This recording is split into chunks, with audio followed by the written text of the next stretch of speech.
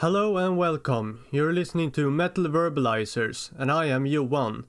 Today I will verbalize the band Burning Nitrum.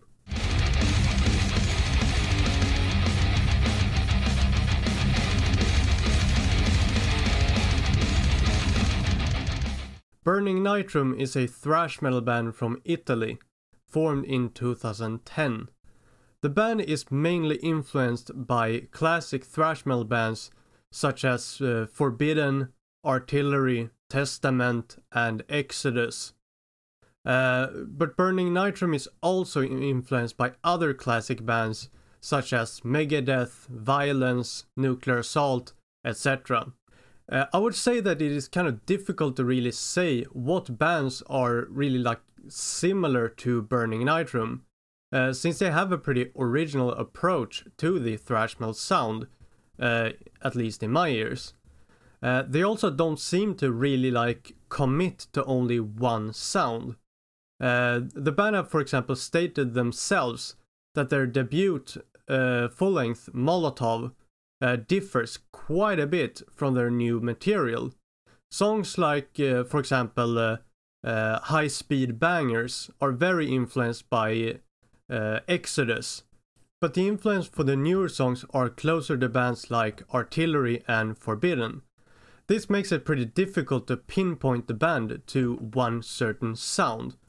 And I personally really like this, when bands are staying true to, staying true to the essence of the band, but at the same time they're not very afraid of trying some new things and kind of exploring some new areas. This is something that I really like and definitely appreciate a lot when bands do. But on the other hand, it's kind of like regardless of this, if you like thrash metal in general, and for example the classic bands that I mentioned earlier, then I'm sure that you will enjoy Burning Nitrum a lot. I would like to kind of give a quick mention as well to the band's logo. They kind of like Burning Nitrum said that they wanted a logo to sort of give that 80s thrash metal vibe, and personally I'm a big fan of their logo. I think it's great. I mean, for one thing, it's a logo that I feel definitely fit the band really well, and kind of the sort of approach that you'd imagine that Burning Nitrum is kind of going for. I would also like to kind of talk about the album cover for the full-length Molotov a little bit, because this is also a pretty interesting subject according to me. It is very inspired by the movie called They Live by John Carpenter. Burning Nitrum also said that if you haven't seen that movie, then you should. And watching the movie would also give kind of a better understanding about the meaning of the artwork for the album. And I mean, just in general, as a huge metalhead and also a big fan of movies, I personally really like the idea that bands kind of implement movies in the music. It's like, if it is in the artwork, like in this case with Burning Nitrum, or if it's like in lyrics or whatever it might be, I'm a big fan of it, and I kind of like that connection between music and movies, because both are a very creative form of expression and creativity, and kind of like when you take that stuff from music and then that kind of aspect from movies, and then kind of put it together and do something interesting with that, like that kind of thing and that idea. I'm a big fan of that. I like that. They kind of mix, kind of trying to take the best of both worlds, and doing something interesting with that. Regarding the lyrical content, the band provided me with a very detailed description where they explained each song. So thank you so much for that great answer. I am, however, not going to explain all of them here right now, but I can mention some of them to kind of give you an overall idea. So in general, Burning Nitrum seems to sing about things like pain, suffering, and power. Or well, abuse of power is perhaps a more accurate description, I suppose.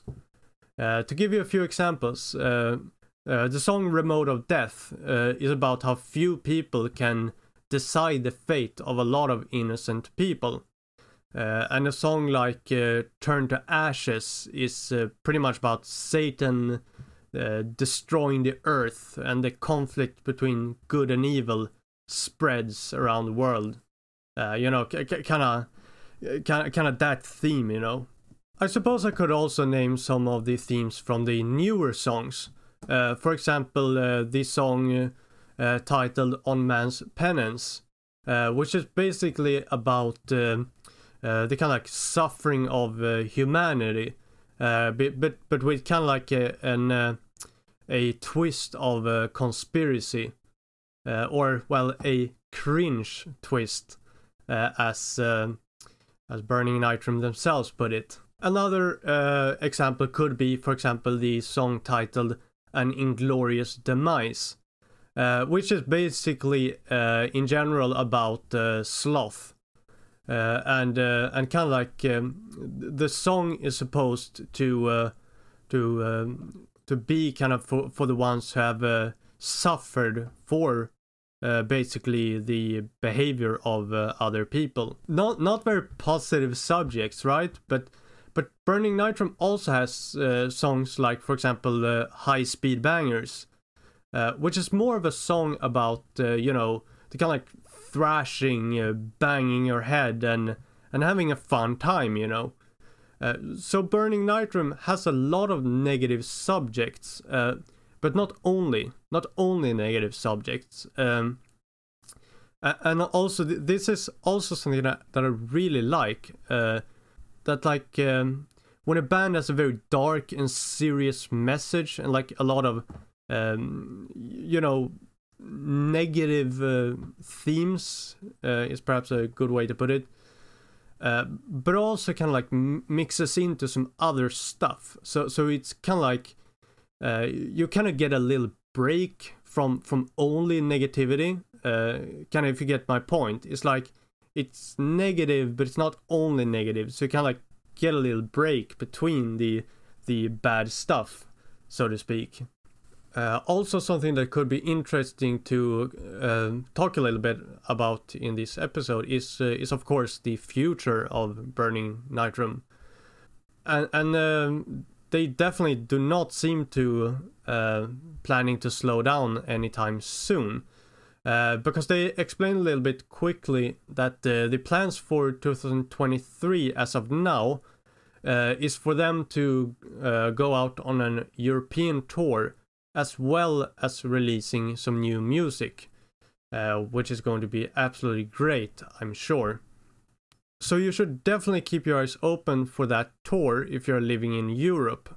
And, well, of course, no matter where you live, you should definitely keep your eyes and ears open for the new music.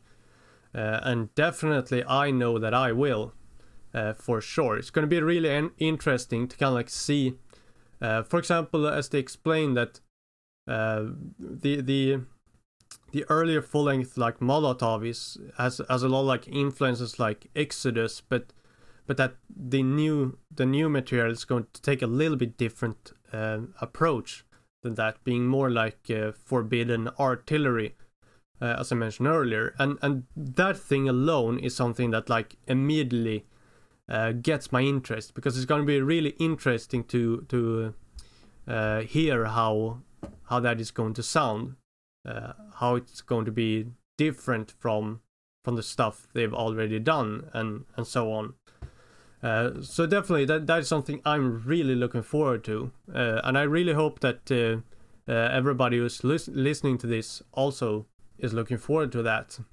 However, with that being said, I believe that it's time to wrap this up. I appreciate you listening, and if you like this episode, then make sure to follow us at Metal Verbalizers, and we will make sure to keep giving you more episodes like this one. if this episode would result in you checking this band out, then please tag us and let us know. We would appreciate it a lot, and it's a great way to both support us, but more importantly, the bands as well. We will be back to you next week with another verbalization.